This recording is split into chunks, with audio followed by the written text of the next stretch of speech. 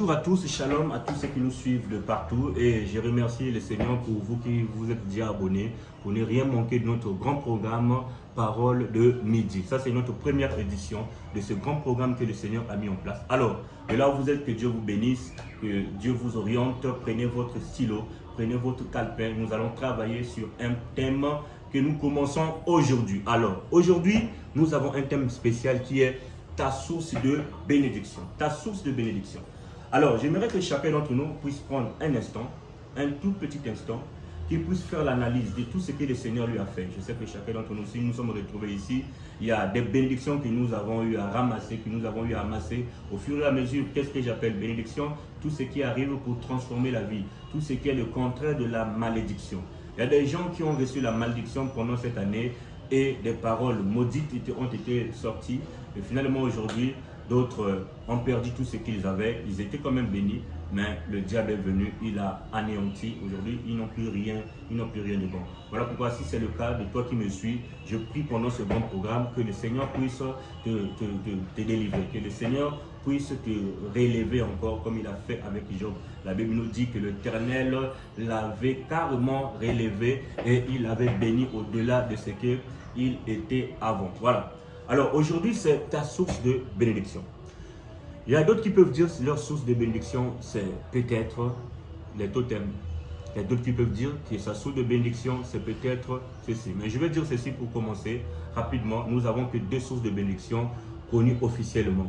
Il y a de ceux-là qui réussissent dans la vie grâce à Satan. Ce qui est sûr, on ne peut pas se cacher. Il y a beaucoup de personnes qui font croire aux gens qu'ils vivent la bénédiction du Seigneur, mais il y a d'autres qui se sacrifient, qui sacrifient leurs enfants, qui deviennent parfois des termes qu'on ne peut pas citer ici, mais en tout cas, beaucoup sont dans les sciences occultes et ils savent que les conditions parfois ne les rendent pas heureux, mais ils sont obligés parce qu'ils ont choisi cette route-là. Alors, pendant ce programme, ma prière, pendant que je parle de ce thème, c'est que je ne vous condamne pas, mais je prie seulement que le Seigneur puisse toucher votre cœur, qu'il vous oriente, afin que vous puissiez choisir le vrai chemin. Alors, nous avons notre deuxième source de bénédiction, que normalement on allait placer, notre première source de bénédiction, c'est tout simplement réussir grâce à Dieu, réussir grâce au Seigneur Jésus-Christ. Nous avons eu des grands hommes qui ont réussi, même jusqu'à ce jour, qui sont en train d'impacter le monde, qui sont en train de dominer ce monde. C'est parce qu'ils ont fait confiance à Jésus et ils ont fait de Jésus leur pilier. Ils ont fait du Seigneur Jésus-Christ leur force. Et aujourd'hui, ils sont en train de grandir. Et l'avantage, c'est que avec Jésus-Christ comme source de bénédiction, avec le Seigneur comme source de bénédiction, premièrement, vous n'avez pas de sacrifice parce qu'à la croix, Jésus-Christ dit tout est accompli. Il s'est sacrifié à la croix, on l'a chicoté comme un voleur, on l'a humilié comme on ne peut pas imaginer, mais il l'a supporté, il a payé le prix pour que toi et moi, nous puissions vivre dans la paix. À la croix, il a payé le prix. Il n'y a plus d'actes qui nous condamnent, il n'y a plus d'actes de condamnation, ça n'existe plus. Je crois que de là où tu es, tu dois être heureux parce qu'on a payé le prix pour toi. De là où tu es, tu dois être fier parce que tu as un Père qui pense à toi. Il s'est sacrifié pendant que tout le monde a refusé, mais lui il a accepté le prix, il a accepté de se sacrifier, de riche qu'il était, il s'est fait pauvre pour que toi et moi nous puissions être riches. C'est ça le prix par excellence que le Seigneur nous a fait. Il a payé pour toi et moi. Raison pour laquelle aujourd'hui ne pas croire au Seigneur. À un moment donné, tu deviens ingrat parce que voilà une personne qui a accepté de quitter le paradis, qui a accepté de quitter les honneurs qu'il avait. Il s'est fait pauvre, il s'est fait chicoter par des païens, il s'est fait insulter, cracher dessus pour que toi et moi nous puissions bénéficier ou bien jouir de sa bénédiction, jouir du fruit de son sacrifice. Il n'y a plus de sacrifice humain parce que Jésus-Christ a tout payé à la croix. Je sais que tu as déjà écouté cette prédication à maintes reprises, mais aujourd'hui, je ne veux pas seulement que tu écoutes, je veux que tu analyses cela avec moi. Je veux que tu puisses voir la grandeur du sacrifice que le Seigneur a donné. Le sacrifice que le Seigneur a donné n'a rien à voir avec l'argent parce qu'aucune somme d'argent ne peut concurrencer le sacrifice de notre Seigneur jusqu'à se livrer lui-même à devenir païen pour nous. Donc, il a payé le plus grand prix par excellence juste pour que toi tu sois grand. Voilà pourquoi toi qui es encore en retard, rentre dans la bénédiction du Seigneur, rentre dans la bénédiction du Seigneur, prie pour le Seigneur, rappelle à Dieu. La Bible dit défends ta cause, justifie-toi toi-même. Quand jusque-là ta vie est encore dans les combats, tu es toujours maltraité, tu es toujours malmené, tu dois réfléchir un peu. Parce que le prix a déjà été payé. Si tu crois réellement que tu mérites la grâce, tu mérites le miracle, essaye un peu de faire cette prière-là. Rentre dans la bénédiction de l'Éternel. Alors, aujourd'hui, nous allons maintenant parler de ces grands points. Je sais qu'il y a beaucoup de gens qui comprennent bien de quoi nous parlons. La source de bénédiction, c'est non plus quelque chose qu'on doit encore forcer pour la compréhension. C'est quelque chose que tout le monde nous comprenons. Mais dans la logique des choses, si tu comprends déjà que tu es dans la bénédiction du Seigneur, je ne te vois même plus encore aller chercher des occultistes. Je ne te vois même plus encore aller chercher des fétiches. Parce que la Bible dit même tout simplement, nous avons le pouvoir de dominer sur les poissons de la mer. Donc n'importe quel fétiche qui est lié à la mer, nous avons le pouvoir de dominer sur ça. Donc chaque fois que tu te retrouves encore à aller solliciter les œuvres du diable, à aller solliciter les esprits des autres, c'est que tu n'as pas encore compris que le Seigneur t'a donné la domination sur cette force. Voilà déjà une très grande bénédiction.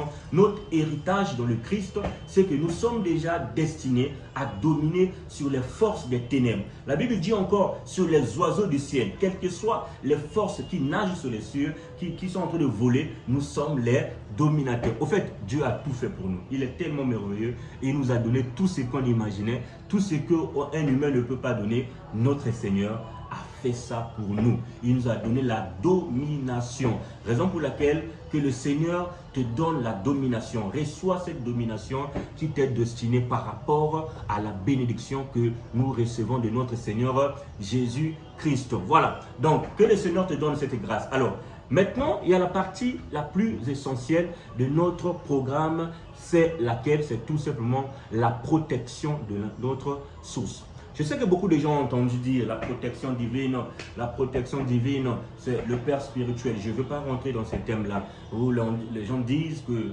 si tu crois en moi, tu as la vie éternelle. Et on a entendu beaucoup de choses et que le Seigneur bénisse ceux-là qui prêchent aussi dans ce sens. Mais aujourd'hui, moi, je te parle de la source principale qui est le Seigneur Jésus-Christ. La protection de ta source principale. Si nous ouvrons dans les livres de Genèse, je te conseille à ouvrir ta Bible si tu me suis maintenant, ou bien lancer dans notre livre en ligne. Ouvrons dans le livre de Genèse chapitre 39. Genèse chapitre 39, le verset 9. Là, la Bible est claire. Nous voyons l'exemple de Joseph qui a protégé sa foi. La Bible dit dans Genèse chapitre 39, dans le verset 9, il dit il n'est pas plus grand que moi dans cette maison.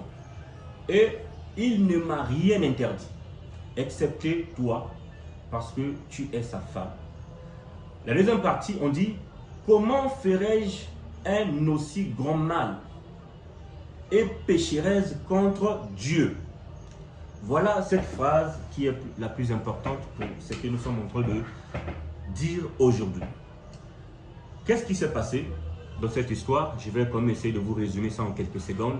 Joseph a été vendu par ses frères, il s'est retrouvé en esclavage en Égypte et là-bas il se retrouve esclave d'un chef du pays qui était Potiphar. Et grâce à la bénédiction qui l'accompagnait, parce qu'on doit le comprendre, une personne qui marche avec la bénédiction du Seigneur ne peut évoluer que de gloire en gloire. Par contre, une personne qui marche avec la malédiction, tout ce qu'il tient entre ses mains échoue. Il y a des personnes qui font des choses qui ne donnent pas. Ils lancent des projets qui finissent par échouer. Ils lancent des initiatives, mais ça ne donne toujours pas. Ce qui lui manque, c'est quoi? C'est tout simplement la bénédiction. Alors, si tu es dans ce cas, inutile d'aller encore chercher des fétiches. Ça ne sert à rien parce que tu vas ajouter la malédiction sur une autre malédiction qui a toujours été là. La seule solution pour toi, si tu sais que tu lances des projets, ça ne donne pas. Mais pour des amis, lorsqu'ils lancent, ça finit par marcher. Ça veut dire que chez toi, il y a un problème de bénédiction. Reviens dans les pas du Seigneur. Marche avec Jésus-Christ. Si tu as besoin qu'on puisse développer un avantage, il suffit de nous écrire en privé, de nous écrire sur notre WhatsApp et nous allons continuer. Pourquoi pas même se rencontrer pour en parler en profondeur et pourquoi pas aussi vous soutenir dans les prières parce que c'est aussi ça notre programme. Vous soutenir dans la prière et vous ramener entièrement devant notre Seigneur. Joseph se retrouve esclave avec la bénédiction de son Dieu. Il se retrouve esclave là-bas en Égypte. Alors, avec la bénédiction et son intelligence, le Seigneur lui a ouvert les portes jusqu'à ce qu'il devienne pratiquement le chef de cette maison. Raison pour laquelle, Comme vous lisez, il est en train de rappeler à la femme de son chef que, en tout cas, le chef m'a donné tout ce qui est dans cette maison. Je suis supérieur à tout, mais sauf à toi parce que tu es sa femme. Donc, il était en train de gérer les biens de son chef. Il était le chef de tous les esclaves. Il était le chef de tous les travailleurs. Mais seulement, il ne devait pas commettre l'adultère. Ça veut dire sortir avec la femme de son maître. Mais la femme de son maître a voulu ça. Il a voulu sortir avec Joseph. Pour sa femme, la femme du maître s'était donné d'opportunités à Joseph. Il lui a donné des promesses. Si tu couches avec moi, je vais faire de toi plus que ce que ton père, ce que le chef a proposé, parce que tu seras mon intime. Il y a beaucoup de gens qui le font aujourd'hui. C'est facile. Nous voyons aujourd'hui des jeunes qui se marient avec des mamans, des vieilles mamans, tout simplement parce qu'il veut protéger son avenir, soi-disant. Il veut avoir plus de moyens. Il y a d'autres même qui vont jusqu'à la mairie pour se marier avec des mémés, avec des grands-mères, juste parce que non, on veut avoir des moyens. Je vous assure, toi frère qui l'a fait, je t'assure que tu es dans le péché. Joseph a été proposé dans ça, mais il a refusé. Joseph a refusé de commettre l'adultère pendant que son chef ne savait pas. Logiquement, ça allait être un secret aussi très bien gardé pour ceux-là qui ont peut-être vu. Mais le problème de Joseph, c'était seulement garder l'intimité avec Dieu. Parce qu'il répète à l'âme et dit, comment ferais-je un aussi grand mal et pécherais-je contre mon Dieu, le Dieu qui est la source qui m'a emmené là où je suis. Si vous me suivez aujourd'hui de quelque part, je sais peut-être que Dieu ne vous a pas encore donné tout ce que vous lui avez demandé, mais vous êtes déjà certainement quelque part. Si vous êtes encore vivant maintenant, ça veut dire que le Seigneur vous a protégé. Si vous êtes encore vivant maintenant, là, vous me suivez maintenant, vous êtes toujours reconnaissant d'un point. C'est vrai que tout n'a pas encore été donné, mais au moins le peu qui a été donné là mérite le respect, mérite au moins la reconnaissance de la bénédiction de Dieu. N'attends pas d'avoir tout pour voir Dieu dans ta vie. Non, ce que tu as déjà, tu peux reconnaître Dieu si tu décides d'être honnête envers toi-même d'abord. Joseph a vu, c'est vrai, je suis esclave. Je suis esclave, c'est vrai, mais ce qui est sûr, je ne suis pas un esclave comme les autres esclaves. Je suis un esclave qui est le chef des autres esclaves. C'est parce que le Seigneur m'a donné l'intelligence qui est d'abord une bénédiction. Le Seigneur m'a donné la grâce d'arriver là où je suis. Certainement, si tu veux être honnête, je suis sûr que tu peux aussi faire la même prière là. Tu peux aussi raisonner comme Joseph a raisonné. Tu peux aussi raisonner comme Joseph a raisonné et tu comprendras que tu marches avec la grâce de Dieu. Si c'est le cas de toi, de ton côté, tu peux nous écrire en commentaire, oui, Pasteur Frédéric, moi aussi, je marche avec la grâce de Dieu. Voilà, si tu es conscient que toi, tu marches avec la grâce de Dieu, alors arrête de décevoir ton Seigneur. Arrête de décevoir ton Seigneur. Parce que lorsque tu le déçois, qu'est-ce que tu fais si tu ne le sais pas? Tu es en train de détruire ta grâce. Tu es en train de détruire la bénédiction que le Seigneur t'a donnée. La bénédiction que le Seigneur t'a donnée. Il t'a donné ça comme un don. C'est un héritage que Dieu t'a donné. Préserve ta protection. La source de ta bénédiction, c'est la relation entre toi et ton Seigneur. C'est tout.